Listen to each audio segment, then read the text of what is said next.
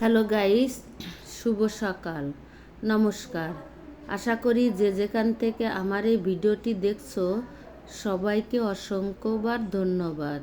সবাই ভালো আছো, সুস্থ আছো, আর আমিও আমার পরিবার নিয়ে এক প্রকার ভালোই আছি।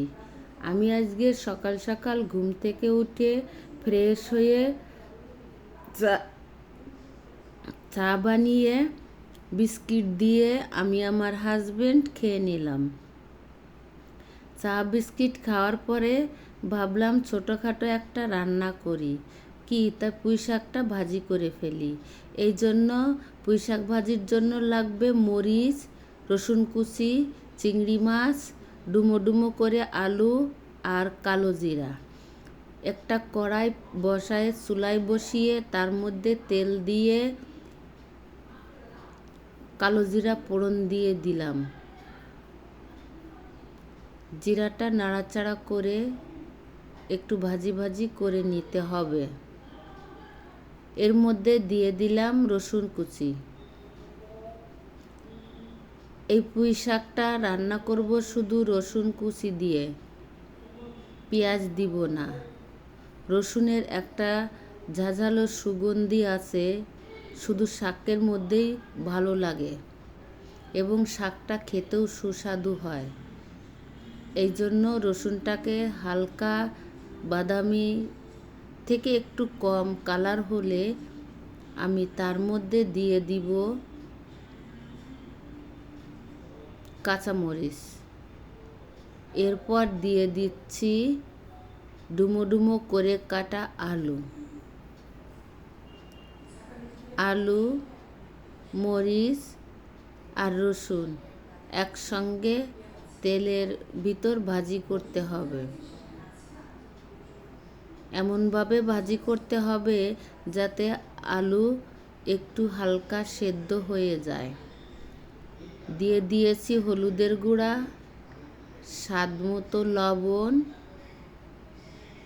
পরিমাণ মতো ধনিয়া ও জিরার গুঁড়া। সমস্ত উপকরণ একসঙ্গে ভালো করে আলুর সঙ্গে মিশিয়ে নিতে হবে। এরপর দিয়ে দিয়েছি পুঁই শাক। পুঁই শাকটা এত সুন্দর ছিল, কচি এবং তরতাজা। একাটি পুঁই শাক বেশ অনেকটাই হয়েছে। ঢাকনা দিয়ে রান্না করার পর পুঁই শাক কম হয়ে গিয়েছে। এরপর বারবার নাড়াচাড়া করতে হবে। বন্ধুরা, তোমরা যখন আমার এই ভিডিওটি দেখা শুরু করবা, প্রথমে একটা লাইক দিয়ে নিবা, কারণ ভিডিও দেখতে দেখতে পরে বের হয়ে চলে আসা হয়, লাইক দেওয়ার কথা মনে থাকে না। সেই জন্য আগে একটা লাইক দিয়ে নিবা, তারপর কমেন্ট শেয়ার করো।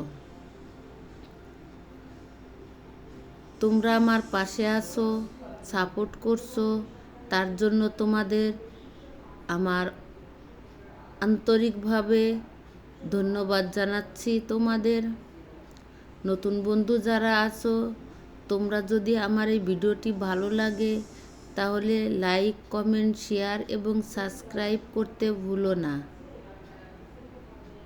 সাবস্ক্রাইব করে আমার পাশে থেকে যেও।